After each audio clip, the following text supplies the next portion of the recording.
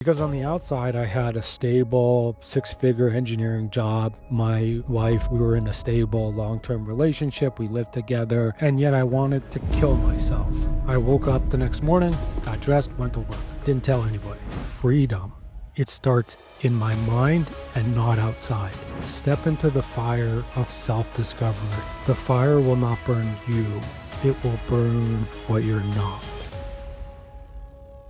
Our guest today is Rob Calvaroski, and Rob is a world-renowned executive coach, author, and keynote speaker specializing in leadership transformation through mindset shifts. And here's something that will blow you away, because Rob's also my leadership coach. Rob has worked with me over the last few years, asking me really hard questions and pushing me to overcome my blocks and regain more control over my own narratives and the choices I'm making in my life. So it's cool in this episode to hear us talking about how we work together during the coaching sessions, and I get some revenge because I get to ask him all the questions today. So Rob and I then go real deep into our personal experiences with depression and also suicidal thoughts and attempts. So I want to give a trigger warning here just in case that doesn't feel right to listen to today. Just take care of yourself. In our conversation, we talk again and again about transformation and how this process of breakthrough can grow out of our darkest wounds and the least integrated parts. And for me, that's alchemy. Rob explains for him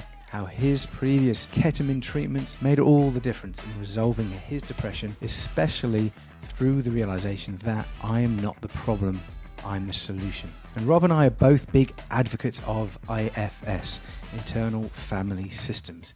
It's a theoretical framework, but also a practical toolkit that we both use with our clients to help them become more self-led and more whole within themselves. Rob goes on to share specific client examples of how he helps executives, founders, athletes, and me using IFS coaching techniques. And Rob's book, Capitalizing on Chaos, comes out later this year, and you can read the first few chapters on his website now. So just go to the show notes for more information. All right, this is the Healing Mindset. Let's get into it.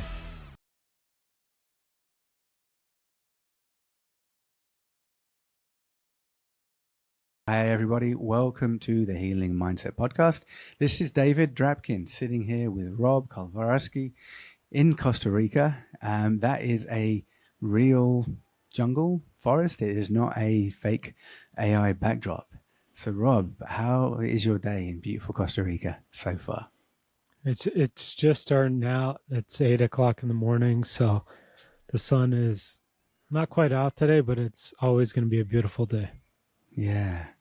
Yeah, I think I've told you probably, my wife and I saved up our airline miles for 10 years and said, on our 10-year anniversary, we're going to go away, leave the kids with your parents, and we're going to go somewhere beautiful. And we didn't know where that would be. We put a placeholder.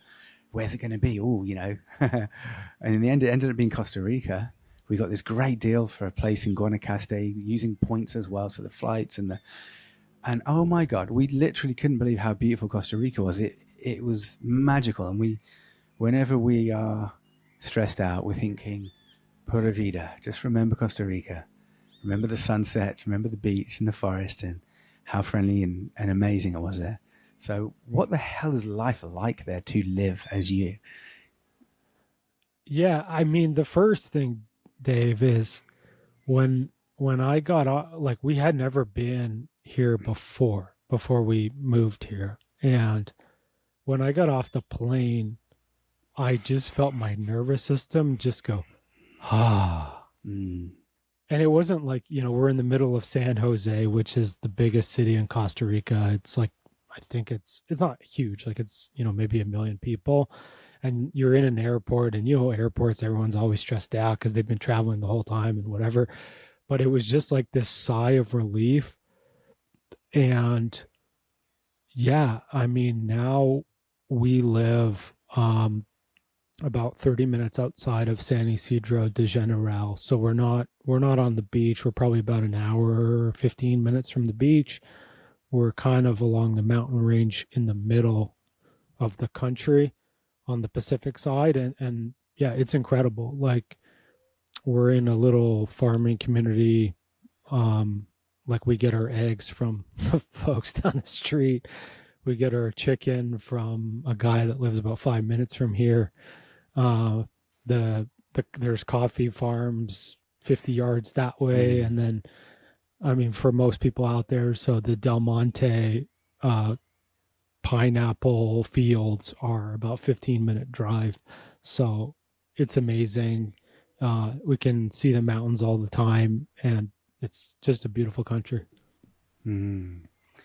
Oh, I can almost feel it because I've been there, and yeah, just to bring it back into our body and mind, and yeah, that sense, of relaxing. It took me actually day 3 of my 5-day trip in Costa Rica just to go. I remember it. I said to my wife, "Oh, I'm relaxed now." after 3 days, it's like I Yeah. could just relax. I was in the swimming pool, and I think we live in such stress. And what we're going to talk a lot about today is chaos. There's not much chaos in Costa Rica. Like there isn't an army. There's no military in Costa Rica. I remember reading when I lived there. But I think a lot of us live in chaos, and our minds adapt to chaos, and we experience it in our life. And sometimes we can actually identify who we are as chaos. And you are writing a book capitalizing on chaos, which I think is really interesting. I've read the first 2 chapters. They're available online. And I think the book's going to hopefully be out in the fall. So let's talk about chaos, Rob. What is chaos? Why is there chaos? And then we'll talk about what do we do with it? Because it's inevitable. It is thriving right now in our society and culture. What is chaos?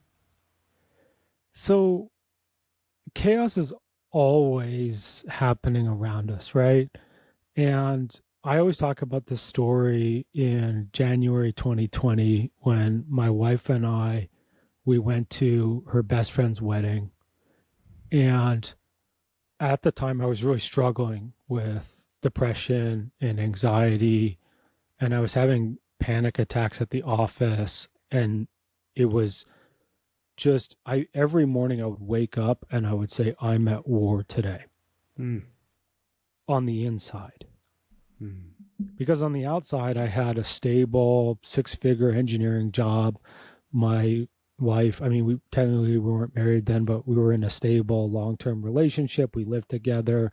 Like on the outside, everything was this was before we knew about COVID, really. But on the outside, everything looked normal and stable and everything. I was walking down this beach and you're looking out, beautiful sunshine. The breeze is going, trees are going, and you look out and you see these people surfing. And then we walked a little bit farther and we saw this Volkswagen bus, the camper van that like Scooby-Doo they live in. And at the back of this camper van, there was a cardboard box full of fruit, and it said, take a fruit, leave $1. And in that moment, it hit me was the people who were out living freedom on the waves lived in that van, and they were selling fruit and doing odd jobs so they could experience freedom. Mm. They could ride the waves. They could live life in a way that was, one wave at a time with joy and freedom. And there was a little voice in my mind. This was before I knew what IFS was. There was a little voice in my mind that was like, I would love to do that. I would love to be free. I would love to quit everything and move to the beach. And then immediately I had that judging high performer voice go, I will never let you do that. Wow. Wow. And that was the battle. Was consciously and logically, like I knew my job was killing me. But I couldn't leave because I had this, I call him reliable Rob. And he always did the right thing. And he was raised like his parents told him, do well in school, do well in sports, get into the best college you can, graduate from college, get a stable job, get married, buy a house in the suburbs, white picket fence, 1.5 kids and a golden retriever, right? And you'll be happy. And I didn't have all of that, of course, but I had a fair amount of that. And yet I wanted to kill myself. Mm. And that was the first time I realized that it wasn't that I needed to fight the world. It was that I needed to change. Because up until that time, I always had this thought in my mind was, well, my manager's wrong because they're not listening to the data. They're wrong because they're not doing things correctly. They're wrong because whatever reasons it was. In that moment, when I heard those two parts, I was like, oh yeah, it's here and I got to change. And that's it. I mean, I was doing a little bit of coaching before that, but that was really when I realized, okay, I got to take this to the next level, because one is I need to feel better.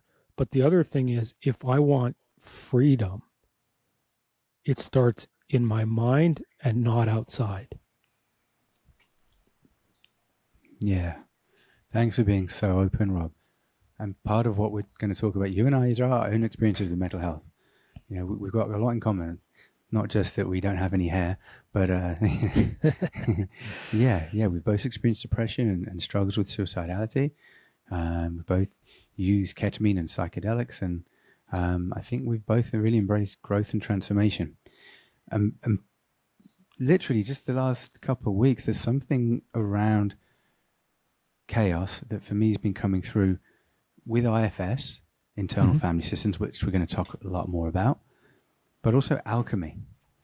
And that, you know, you're taking, in a sense, this dark material, this stuff that might seem like it's a problem, or it's useless, or it's just in the way.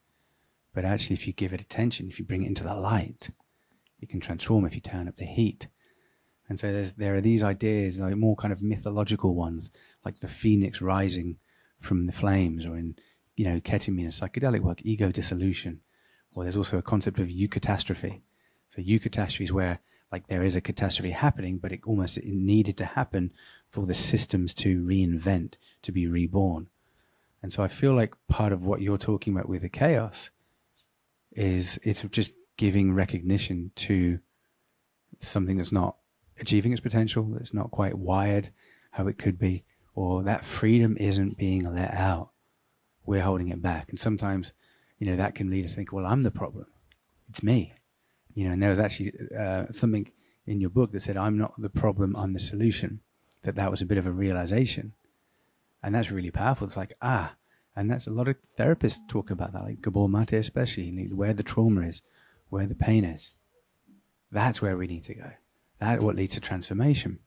So can you just talk us through a bit, some of that, maybe before you share more about your experiences, like, why is it that this place of darkness, complexity, pain, fear, that we feel least willing to kind of look at and give attention to, why is it that is the treasure? So this is the magic, right? And, you know, the Buddhists say there's wisdom in pain. Dr. Richard Schwartz, who created IFS, he says that these negative emotions, I mean, negative, he doesn't call them negative emotions, but basically when you start feeling feelings like fear, anxiety, stress, depression, sadness, anger, frustration, these are feelings that are trailheads. And it's on you to go down that trail to figure out what is the root. And there's a part of you that's down that trail that needs some help, right? But especially now, like if we look at the world, right? There's political chaos. Like we literally don't know what is going to happen today, or even more than just today, right? Like there could be 5 tweets today that change global policy completely. The market has just taken a complete dive.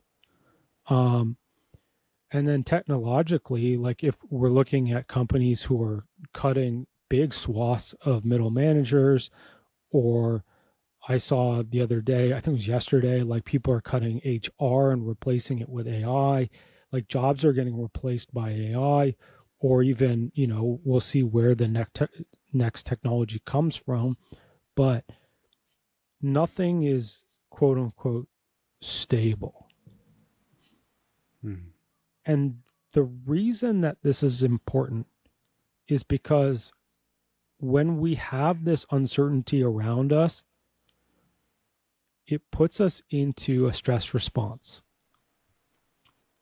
And I mean, David, you know, right? But it's like the stress response is basically triggered by the amygdala, which is our animal part of our brain, which was wildly helpful for us to survive when we were getting chased by tigers, right?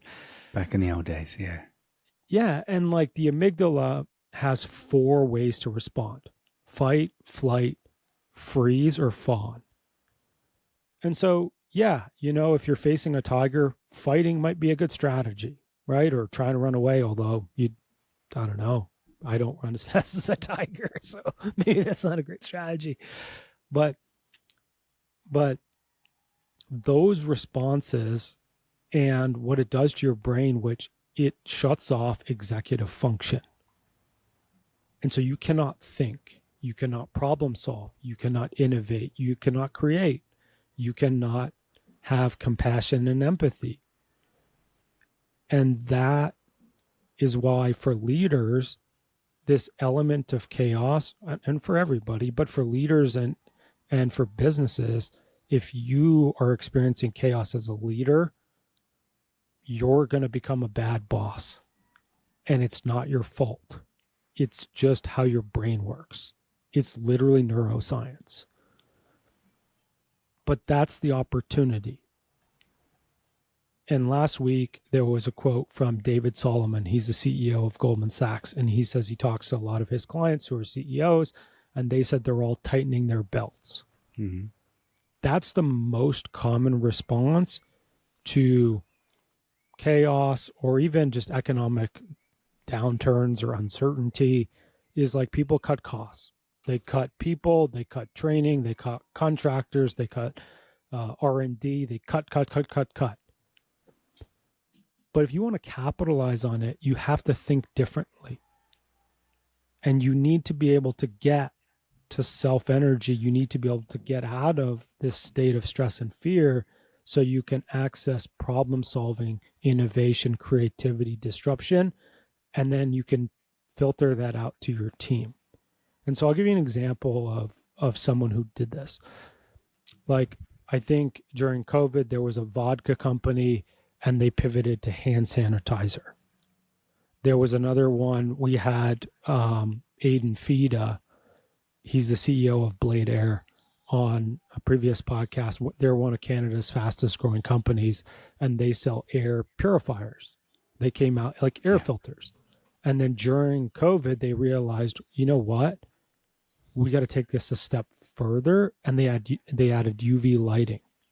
So now the air that's coming in, they can guarantee that it's sanitary. And so it allowed them to capture more market share, to sell more.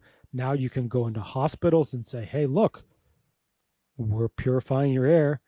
They've even generated a HEPA filter that has the most airflow out of any design in the world. And so it's like now you're gaining market share, you're gaining profitability because you're able to step out of your amygdala and step into self. So we're talking about how stepping into self, and we'll cover that from the internal family systems perspective, helps you be a leader, helps you deal with depression and feel more aligned and want to live. But it can also help financials of your company. But maybe one of the unifying factors here is it helps you make bold decisions or just align with truth, authenticity. And that's what, self with a capital S, as Dr. Richard Schwartz would say. So there's something within us that is seeking to be heard, that is seeking to have more influence and to kind of guide us. And so maybe let's talk about self with a capital S, and being kind of self-led or having self-energy. And I was lucky enough to have a session with Dick Schwartz where he did some work on me using IFS. I had, I think, 150 students watching. because it was one of those lectures where I was leading it, and he's like, "Oh, who wants to volunteer?" I was like, "Yep, I'll do it." And I was a complete wreck, crying and a lot of childhood trauma coming up, and it was amazing. Because yes, there's something that's parts of me that have been hidden inside that they were still there. Even now, as a 46-year-old man, married with kids, those childhood wounds, they're still there. We're doing their work and they need to come out. And it was myself, the capital S, that just purely loves me. It's always there, that just helped it come out and kind of be reintegrated back into the whole. So that was my experience with Dick Schwartz. What has been your experience around yourself with a capital S? And what are some of the other words you use for that part of you when it kind of comes out and you experience it in your life? So this is the ultimate in transformation, right? And before I was able to transform, I was listening to that part that I heard on the beach that was like, I'm going to keep you in this corporate job, right? I'm going to keep you, quote unquote, doing the right things, right? And it governed everything. And I had a lot of thoughts for 10, 15 years about like, is this all life is? How can I work a job like this for another 30 years? Like, how do I even manage feeling the way I'm feeling? Like, what am I supposed to do? Right. And like, you think that, okay, well, I was like, okay, well, I have to move and change jobs every 2 years, right? Change jobs, same industry, same job, basically, but just like move companies, because I was like, well, novelty helps me feel better for a short period of time, and learning helps me. And so if I just keep jumping, then I'm good, right? But ultimately, like what allowed me to leave corporate to change into coaching, which ultimately I didn't really know was a job, and then expand my impact as my TED Talk, which has 300,000 views now, and then writing a book, moving to Costa Rica, getting married, buying a dog. Like, these were things that I didn't believe I could do. Did you because want of them? these. Like, did you want them? You just didn't believe you could do them, or did you not know that you wanted those things yet? It was a little bit of both. Hmm. Like, I had been with my wife, or my partner, I suppose, for it was around 8 years. But I couldn't commit to her because I had a feeling of like, I'm not good enough. And, if we get married, she's going to dump me. She's going to figure something out and walk away. Right. And it was also the way I was living. Like, I was renting, and I wanted all of my belongings to be able to fit into my car so I could drive away at any time. Right. And it's this element of you don't have access to like all of you and what you're actually good at. And so for me, I'm a MIT engineer by training. I was taught logic, thinking, math, science, data. And then I was also taught by my parents, be risk averse, do things the right way, then you'll get there. And when I was able to start to access self, which was through therapy, it was through medication, it was through ketamine treatment. One of the most transformational moments I had, it was probably about a month and a half into ketamine treatment, as well as I was on medication and doing therapy at the same time. I literally saw myself sort of like floating over the office that I worked in, and I saw my boss and one of my colleagues, and I just saw how much fear they were under.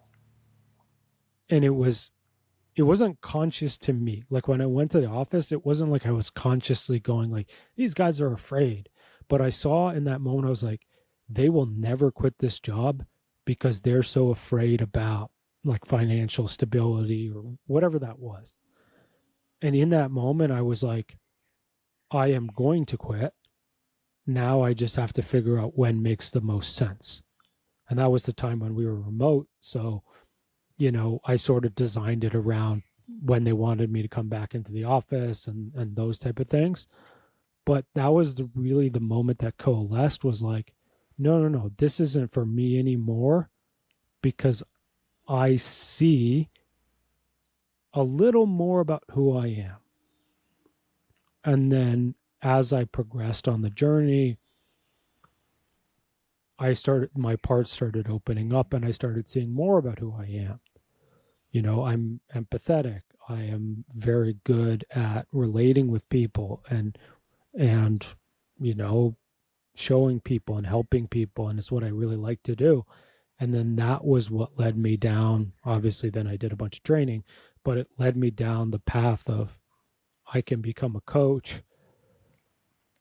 And then that led me down this path of like, no, I want to do TED because I want to share my journey. And then the book is another extension of that. But it's, as you mentioned, David, like I rewrote the book. Like we had it finished in October of 2024. But then I went on another transformation where I became a sole business owner, and and my thinking evolved again, which this is natural part of life as you evolve.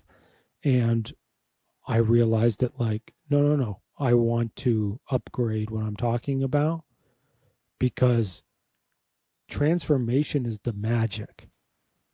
And that's returning to self. And that's when sometimes, it does result in like, hey, I love being the technical person in my engineering job. That's totally cool, right? Other times it's this thing like I did, where I moved to another country that I had never been to before. And then, but ultimately you become more relaxed, you become more clear, you become more confident, you start to see your purpose, and you show up in the world in a different way. And that helps your kids, it helps your spouse, it helps your friends, it helps your colleagues, it helps the folks around you, just by being in self energy.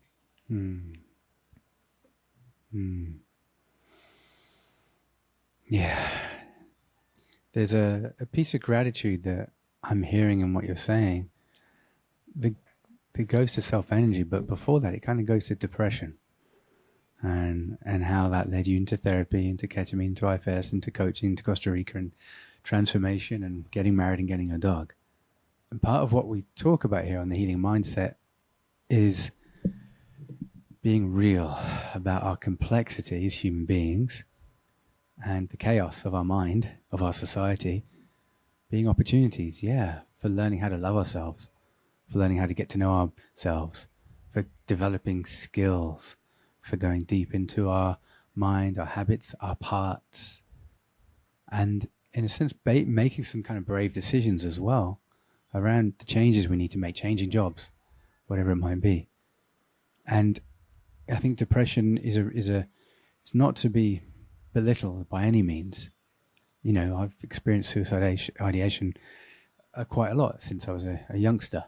But gosh, it's taught me a lot about life and about resilience.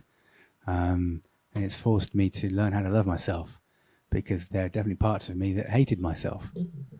So it made me listen to them, because I couldn't turn them on mute, but I learned to love myself. So with gratitude to depression and what it's taught you, Rob, how has that helped you to learn to look after yourself, love yourself, and particularly when you started to bring ketamine and IFS into it, what kinds of growth and transformation was it that you noticed internally as a man, seeing your mind, your body, your relationship with them, your emotions kind of open up? So just go on a free association riff with that one. So I have been suffering with depression since 2012-ish. And I even attempted suicide in 2013. And in movies, everyone, the story is, hey, you hit rock bottom and you're going to stand up the next day and you can have this moment of realization. And then you're going to move to the beach. Yeah.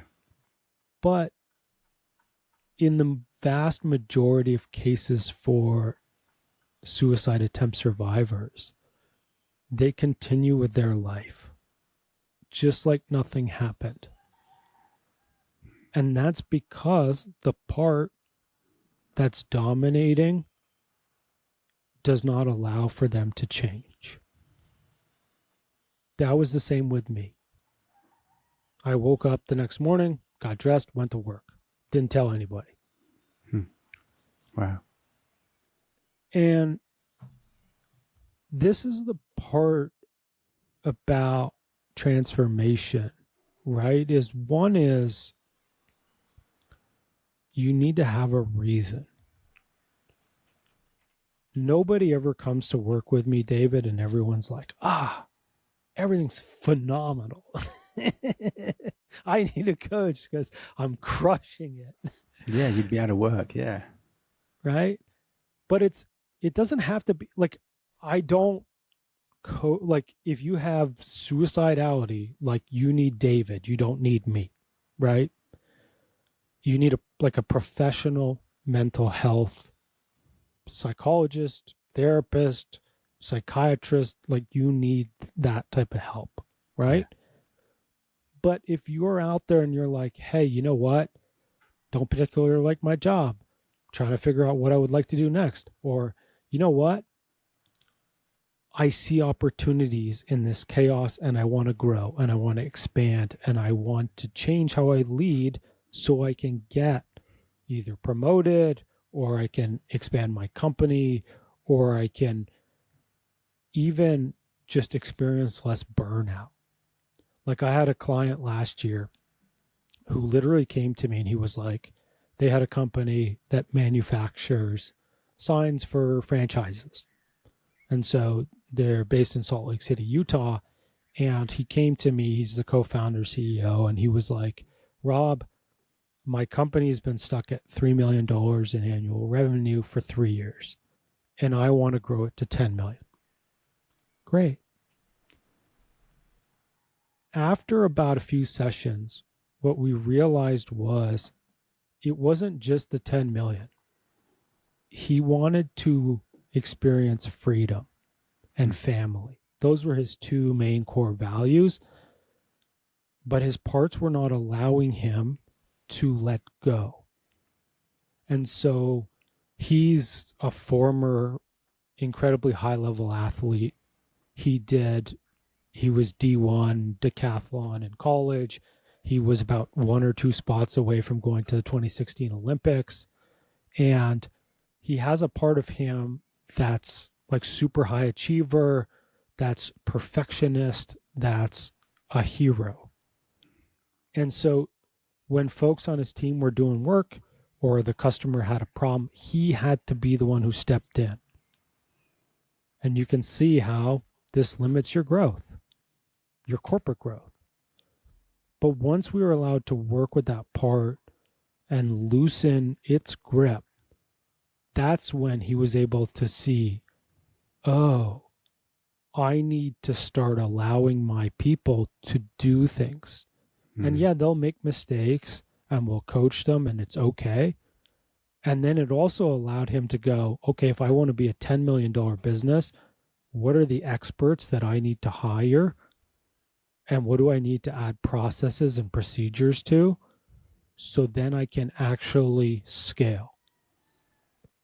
And 6 months later, they had one of their biggest clients walked in the door with like a $9 million contract. And now they're on pace this year to hit 15 million in revenue, right? But it's without doing the inner work, he would have And the other part of it is this, like, he never got to take a vacation. Like, he would go, but he'd be on his phone the whole time going, answering emails. And then we started off with a test. He went on a choir trip to Austria to sing. And I was like, okay, check your phone 1 hour a day, like whatever time that is, 7 to 8 p.m. or something.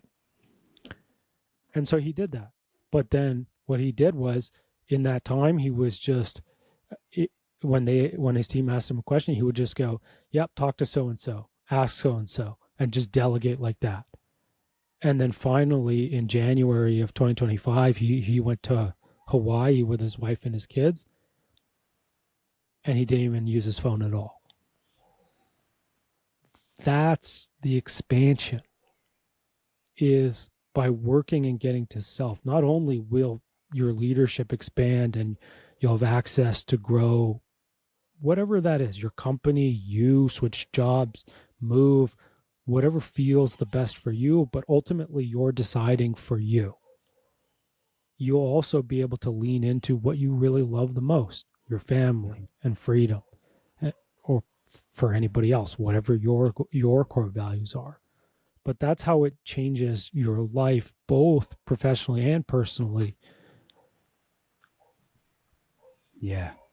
Yeah. I love that some of it is internal, the being self-led, finding those values. And then some of it is more external, like technical, HR, processes, delegation. And that's why I love coaches. I'm a psychotherapist, and, I do utilize quite practical tools, a lot of CBT, but then I bring in a lot of other stuff that's just more, transpersonal and Jungian and other stuff, and IFS. There's something really important about what a coach does. So before we jump into what it's like being a coach, and I want to share some of my experiences of being coached by you, just coming back to the depression piece, how I think a lot of us, when we have depression, we just want it to go away, and we'll do anything it takes to get rid of it. And we'll go to the doctor, whatever drugs he's prescribing us. Yep, I'll take it. Great. Try something else. Not what doesn't work. Okay, I'll try something else. And that thankfully there's some good treatments out there. But I think one of the great things about some of the options we have now, like ketamine and Spravato, is it's not just getting rid of depression, even though that is one of its outcomes. It leads us into, in a way, the ketamine session lasts a couple of hours, so it makes us slow down, listen to relaxing music, put some eye shades on, go deep inside. And like a lot of people have never done that before. They're like, oh God, okay, let me try it. That's beautiful. Just that is enough. Slow down. Let's see what that's like. But then the neuroplasticity and the BDNF takes over. And then real change and transformation happens. So it's not just symptom reduction like a lot of SSRIs like Prozac might do, and they can be effective, and that's great. It helps depression to be at bay, and it enables something more than just the cessation of pain and suffering to be given birth to. Growth and transformation, healing and love and freedom that can come from us. And that's very effective for how we feel more happy and more kind of meaningful and thriving life. But it helps us be, parents and husbands and friends and colleagues and bosses. So being self-led, from what you're saying, Rob, helps us be better leaders as well. So I just wanted to add that piece, and anything around that before we move on to the coaching piece you want to share, particularly around kind of how transformation and growth kind of takes us to that next level rather than just looking at getting rid of the symptoms. Yeah. So my favorite quote is from Jamaican spiritual teacher Muji. And he says, step into the fire of self-discovery. The fire will not burn you. It will burn what you're not. And depression is a signal that you're misaligned with who you are. In whatever context that is. Could be your personal relationships, could be your work relationships, could be uh, whatever that is. But it's signaling to you that there's likely a protector part that's pushed you into a life that's not yours. And if you're depressed, you know what I'm thinking. Like, you feel this feeling like I'm living a life that's not mine, or I'm trapped in a life that's not mine. And even it can be some things like for me and a lot of my clients, it's like, I thought that, when I was like 16, if I won a national championship, I would be happy. And we won. And I sat there holding the trophy going, shit. And I wasn't even smiling. Like, it's weird. Like, the picture of me is like, I'm like confused. And it's like, I should be like, you think I would be happy, right? It was like the biggest goal I had for 5 years. And then it's like, I achieved it. And I was like, uh-oh. And then the same thing at MIT. Like, I was walking across the stage and I was like graduating, one of the top schools in the world. And I'm like, ooh, I should feel good. And I was, right. And I coached a couple Olympic gold medalists, and one of them, I asked her, I was like, so how long did the gold medal last? And she was like, I put it on and I was like, what do I do now? Yeah. And that's your high achiever part. Mm. And that's that constant part that's, hey, if I gotta fly to the moon, maybe. But when you achieve that, you're not going to feel the way you think you want to feel, or you will feel, right? And so that's another thing that folks realize is when you're chasing, even if you're getting, you're not feeling the way you are. And typically the folks that are depressed, at least for me, I was designed to chase. I had a part that wanted to chase, and I wasn't able to affect my circumstances so I could win. And so it depends, obviously it depends, but depression is showing you that there's something that you need to change. There's a part of you that is running your life that is not working for you. And David, as you mentioned, right, is like, often we have these parts that are suicidal, or even when we're depressed, sometimes we have these parts that are like, don't get off the couch today, just lie here. Or, you should just quit everything and just like go hide in a corner, right? The piece that IFS does that's so much different than CBT or emotional intelligence is what makes it the most powerful. And I always liken this to, let's say, David, you're in a fight with your wife about whatever, right? Okay. And you're like, honey, you're being illogical. And if you were illogical, you would think this because of this evidence. And as you duck to the side to dodge the pots and pans that are flying by your face, right? She's going to dig in more. And it's going to make her more angry. And that's what I always experienced. Like, my first therapist was, he literally gave me a CBT book. And he's like, when you feel suicidal, go through these questions. Mm. And I'd always get to the end and it would always say, I should kill myself because I don't have evidence that I'll feel better. I've tried 10 different medications. I've been in therapy for a while. There's no evidence that I'll feel better. And so why would I think that I would feel better? Right? And as you work with the parts, you start going like, it's really difficult to work with that part that hates you and wants you to die. But once you realize that it's trying to help you, it's trying to protect you from future pain, and it just doesn't know how to help you in a way that's effective, when you can give it that compassion, that's when it comes down, right? And that's why any conflict management training that you'll take, or any good leadership training that you'll take, it says use empathy. And so if you're in a fight with your wife in the kitchen, whatever, it's like, I totally understand how you feel. And that changes the dialogue. And so when I think about IFS, I literally just think about like I'm managing a team in my own mind. And it's like, I got to be empathetic. I got to listen. And then I deploy them when I need them.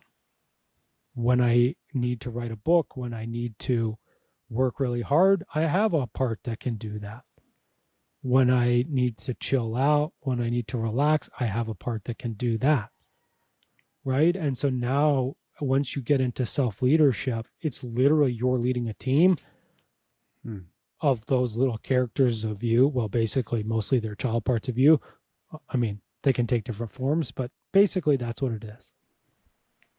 I love that. I love the idea that we can be the team leader for ourselves, and we have a team of parts, and they can all kind of work together and do different things, but we can just have them all, trying to work towards our highest good.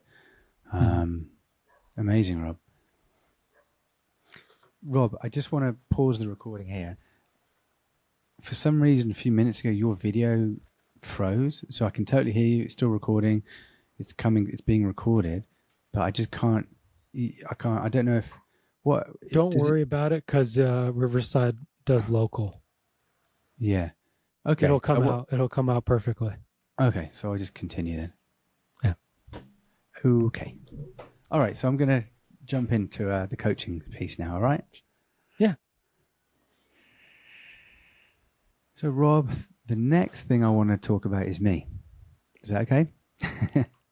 Sure. One of my favorite subjects. So I just checked my notes. About 15 months ago, you and I started working together, and you were coaching me, and I was in a rough spot psychologically. I was struggling, but it was mainly around career, professional, just stuckness. I was feeling trapped, frustration, and not knowing what to do.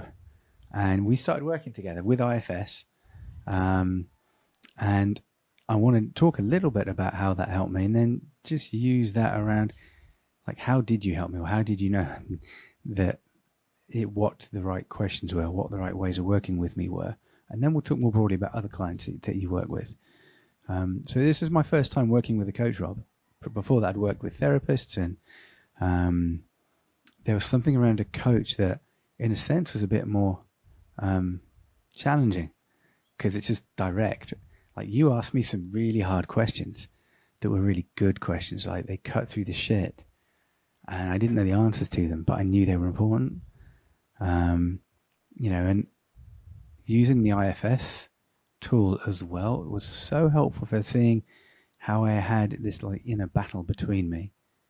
And because these different parts of me were, in a sense, fighting, it just held me back. And that's why I felt stuck, because I wasn't able to, in a sense, utilize them as the team leader to say, hey, this is what I need to do, or this is what I am going to do, and this is what I want you to do, or this is your role, or this is what you're not going to do anymore. And there was particularly one session, I checked my notes, Rob, that I'd identified 3 of my parts. Mm-hmm. One was the commander, who was kind of just telling me, like, I have to be a super achiever all the time, perfect all the time. Another one with the skeptic, like, I can't do that. There's something wrong with me. I'm inherently flawed, and it's just a matter of time till everyone knows that I'm just crap. And then there was a complacent part of me that just said, this is all just too much for me. There's no point. I just want an easy life. Leave me alone. And so the 3 of them are completely different. So it's like I was not able to utilize each of them as actually having a really valid message. Like, they all want something important to me. They're all valid. And so working together really helped me to realize that I'm not each of them, because what I tend to do sometimes in the past was just oscillate between each of those feelings, and then each of those feelings would take over me. oh, I'm the commander. I need to do really well. And sometimes I'd make great progress. Sometimes I'd be the skeptic and just very, very insecure. And sometimes we're like, oh, I just have to get away from it. So each of them would just take over my life. But what I've been able to do more and more and more is be more embodied and have that self energy that's been able to tap into each of those parts and use them more consciously. And actually just have a conversation between them. They need to learn to collaborate and also to learn what my role is as kind of David, who's 46 years old and is leading my life in the best way I can for my highest good. And I love adding that suffix, for my highest good. It's life-changing. So thank you for helping me, Rob. And, You're welcome. And yeah, let's just talk through like how did you structure our work together as a coach, and how did you use IFS, and how did you pull out some of those questions that were really just helpful for making me look at things from a slightly different perspective? So how I generally work with folks is I'm asking questions around, one is, what do people want to achieve? Because that's ultimately the biggest difference between coaching and therapy is I am here to help you achieve your dreams.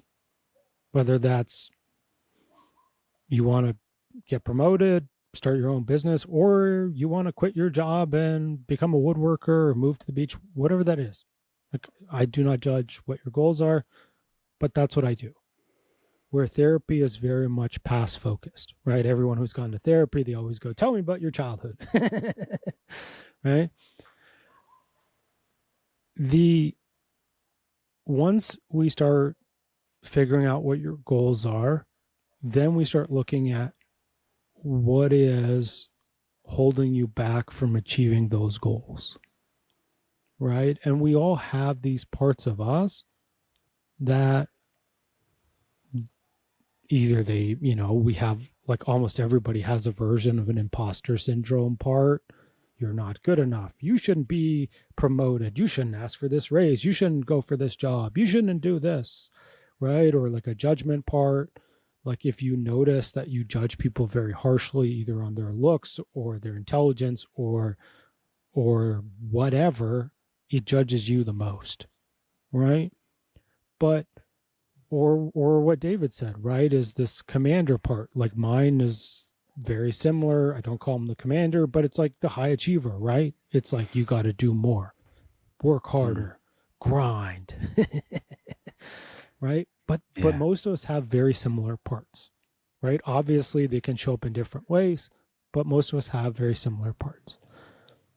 And once we start to understand what parts are dominant for you that are holding you back from moving forward or achieving your goals, that's where we work first. And so that's where I start with folks. One is we want to understand what is your goal or goals, or what do you want your, like, why are you here is basically the first question. Yeah. And then from that, it's really just some version of a gap analysis. So what are the parts internally that are preventing you?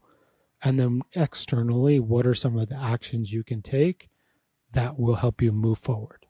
But we always have to start first with the parts, because just like with David or the other client I was talking about, the science company, it's like I could have told him in session 1, well, all you got to do is hire a bunch of great people and structure your company and then get some salespeople and get out there and sell. But if he's going to want to jump in as the hero in every moment, those people will sit around and do nothing, right? And so it's working with those in conjunction, so then you can get people to build trust with their parts as they're moving. And that's what really makes the path work. Awesome. And using that way of working with clients, can you just mention maybe any other clients, in a confidential way, that you've worked with them, and how exactly have they shown up? What kind of lives are they leading? What kind of professions and goals that they had, and just walk us through some of the types of clients that you help. Yeah, I mean, those were two. I mean, yourself was a great example. I mean, another one that I have, he was, when I started coaching him was a couple of years ago. He was the CTO at a fairly large design company, and he was just feeling meh. And it was that feeling of like, I feel like I should be doing more. I feel like I'm just kind of chugging away at my job and I'm not super happy about it. I feel like I want to drive change. And working with him was transformative. Like he started, and then his thought leadership exploded and he started doing huge conferences. He started really getting out into the world, but with a message that's very different than the standard, IT leader stuff, technical stuff, right? But it was like, how do we bring human-centric leadership into this space? How do we design these systems so people can use them more easily, more effectively? How can we lead in a more compassionate and empathetic way so then folks feel better, right? Mm-hmm. And when people feel better, they perform better. Wow, what a revelation. Mm-hmm. But it's those things. And then even like a practical one, like I coach or I used to coach, I suppose, like a CFO at a very large Fortune 500 company, and he wanted to get promoted. Like he was not the C-suite CFO, he was one level down. And it's like, what are the actionable steps to build power and influence? But the biggest hurdle for him was talking about himself, because he had the imposter syndrome. Plus he was raised in a culture where it was like, you don't talk about your success. And we see this a lot in cultures, either Asian cultures or European cultures, some of the ones in Europe, not all of them, but some. But it's very different than North America. Like in the US, like, I am the greatest thing of all time, right? But they were taught differently. But if you want to advance in companies, you have to talk about you, what you do, what makes you special. And that's also if you want to get another job. I mean, you don't have to go on LinkedIn and do it, right? You don't have to go on social media and do it. But you got to do it to the right people who can give you those opportunities. And that's the mental switch, right? The first is, how do we tackle, how are you thinking about yourself and why you're qualified to go for these positions? And then also the more practical part is, who do you need to talk to and build relationships with who can green light that promotion or that goal for you? Love it. And the specific path forward is going to be totally different for each client, but you're helping them kind of plug in, like literally plug into their power inside. And then from that, let's see what happens. But that belief needs to be there, like that self-belief that, I've got this power, I've got this potential, I can speak my voice, I can be heard. I love it, Rob. Thank you. Go ahead. Yeah, if you've got time just for anything else that you want to share with us, go ahead. Yeah, like you're right? The path will be different because people's parts are different and their goals are different, right? But in my keynote on capitalizing on chaos, it's less so in the book because you don't write a book about a 4-step process, but the process that I have in my keynote, it's a call to the step into the fire of self-discovery, but it's FIRE. So the first step is find your reason, right? And this is, why do you want to go on this journey? It's likely going to be a combination of, there's things in your life that you want to improve. And so there's some some version of pain, but there's also some version of I want to achieve this or I want this, whether that's more freedom, whether that's more self leadership, you want to feel better, or it's something just like one of my clients, right? Like I want my business to be $10 million, right?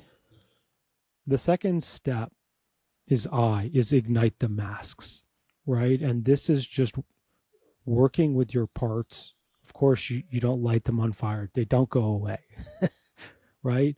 But it's working with them in a way to allow them to trust you so then they can relax back. R is rapidly transform. And I know you've experienced this, David, and everybody who's gone through a version of transformation has experienced this. Once some of your parts relax back, you're going to have this moment where you're like, holy shit, this is me. And like I had one in late January. And it was like I was talking to, my future publisher, and she said, also had like a bunch of other stuff going on. Like, I was part of a speakers group, and so I was working on this, and I had a marketing team, and we were distilling like what was the business going to talk about, what were we going to do going forward. And then I had this moment, was like, oh, that's me now. Like the book that I wrote was me last year, but now it's this. And so that's when those parts fall away or relax, you'll see who you are. And that's that moment where it all sort of coalesces in your mind. And literally, like, you may decide to change what you wear. You may decide to change where you're living. You may decide to change your career. You may decide to change even less than that, just how you show up, how you speak to people, what you do, what your values are. And so part of that, I also help my clients with finding your values, with figuring out what your strengths are. How does that new version of self show up? And then the last step, the E, is expand and evolve your leadership. And this is where the new self-led you, how are you going to show up differently in the world? And what's that going to look like? Now, when I say leadership, it doesn't mean you have to be a manager of a team, right? But it's like you could show up differently in your family. You could show up differently in your church group. You could show up differently as your kid's soccer coach. Like whatever that is for you, you've taken that step up, and it's like, how are you going to behave now differently? And that's the 4-step process. Fire. Love it. There's something obviously very ancient and mythical about fire and transformative potential, and the phoenix rising from the flames, from the chaos that we're talking about, Rob. There's also something in alchemy called an alembic. I only literally read about it today. And it's similar to a crucible, I think, but it's this idea of being this receptacle where the kind of the transformation takes place, almost like when you're creating metal, you have to kind of bash down the iron ore and then raise it to a huge temperature and then pour it into this crucible or alembic, and then you can put it into whatever mold you shape it into, whatever kind of way of expressing that or revealing that. But it has to go through this process of high temperature transformation. So I feel like therapy and coaching, we are in a sense the container, the crucible, the alembic, but also our self that we connect to, that we give animation and life to. That's where the transformation happens. That's the alembic, that's the crucible, that part of us that's always within us, and who knows really what it is or where it comes from or where it goes when we cease to be. But yeah, there's something deeply beautiful about feeling that come from inside us. And I love how that E piece in the fire that you were just saying, like the what was it, expressing it, you were saying, Rob? Expanding and evolving. Yeah. And that's the giving it out. We can't keep it in. Like it has to express, it has to move and evolve and expand. Any final thoughts, Rob, before we say toodaloo? just one, right? Yeah. Is that process, you will need someone to help you, Mm. right? And so you can do it with a therapist, you can do it with someone like me, but it rarely happens on your own. And if you read my book, like I'm going to give you the tips, but it's very hard to do it on your own, right? I like, of course, I still have a therapist, I have a coach, I do the work always, but it's like that's just one piece. Is it's not a solo journey. As much as you're going to have to do the work on your own, having a guide with you and supporting you is paramount to actually working through the steps to in a sustainable, safe way. Yeah. Yeah, it really is powerful work. Yeah, beautiful. And so if people are interested to find out more about you or work with you, Rob, tell them, yeah, your website, your book, when it comes out. Yeah, totally. So my website's the best place to find everything. So robcalvaroski.com. I know that's hard to spell, Dave. Will drop it in the podcast notes. Yeah. But on my website, it has a page for executive coaching, it has a page for speaking. So if you want to hear the talk about the fire talk, about capitalizing on chaos, or if your company books, annual leadership summits or workshops, that's the place to go. If you want to get the first 2 chapters of the book for free, it's on the website as well. Just the tab is book at the top, and you punch in your email and it will send you the first 2 chapters of the book for free. And then you'll be on the list to get, one is my newsletter, but also whenever the pre-launch is going to come, because it's going to start sometime in the summer. And then obviously the book itself is going to come out. We haven't quite picked a date yet, but it's probably going to be late September, early October-ish, but it will be coming out. So stay tuned for that. And then I guess for executive coaching, it's on my website as well. You see a little bit about my process, and then you can book a call with me from there too. Awesome. Yeah. Rob, this has been great. I've been on your old podcast, and I really appreciate our connection as friends and as my coach, and as someone that, I think is bringing really important, transformative, healing, empowering, just very helpful, tangible techniques and support to people. Thank you, brother. Thanks again for watching, and thanks to our sponsor, Marpa Minds, a network of next-generation mental health clinics offering Spravato and ketamine treatment for depression. Go to marpaminds.com for more information.